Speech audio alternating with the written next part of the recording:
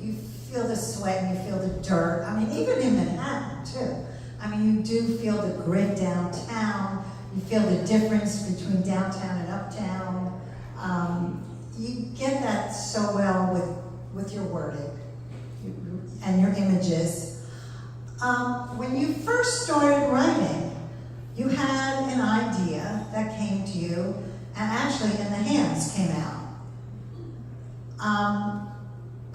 Did you plan on a trilogy when you wrote that book? No. No, I had written Threadbare first, but it's junk, and I didn't want to take it to show anybody. So I asked my writing coach, oh God, what do I do next? And she said, just start writing the next book. And so I really wanted to write a book about Hannah, and it just flew out of me. In the Hands of Women was one of those books that really grew organically. Most of the story wasn't planned ahead, and I did a lot of reshuffling and recasting to make it work, but that book and the things that happened to Hannah, I just kept thinking, what am I going to do to this girl next? And went from one scene to the next. And what was your question? Did you plan on a trilogy? No. So what happened was I presented In the Hands of Women first and was given a 2-book deal. So I knew I had to rewrite Threadbare because Threadbare was really the prequel. And Threadbare is the book that's really most personal to me because it's about my great-grandmother's story.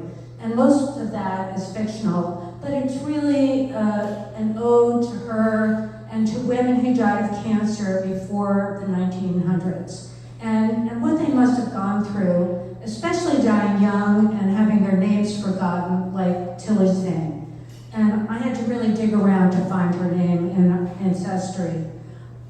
But when In the Hands started selling, it took off in the market that I sell in the small press market. And so they immediately offered me a second 2-book deal. And at first I worried a lot about my health because I live with cancer. And I thought, well, I don't know if I'm going to be around to write 2 more books. But I'm almost done with the second one of those 2, and that will make the 4th book. So you never know. I don't know what I'll do after that, though. It'll come. So, okay, if I get it right, the idea, you were writing Threadbare, which you thought was a bunch of garbage, and pushed it aside. So that idea, that nugget, was your grandmother. Great-grandmother. Your great-grandmother. And that's what set that one off. So then you just fell in love with a character and wrote her story, and then went back. So really the nugget for the whole trilogy was your great-grandmother. That's Matilda, yeah. Matilda, who becomes Tilly. Okay, so you have 3 wonderful books. A 4th one's going to come out. Next June. Once she gets it done. It's actually,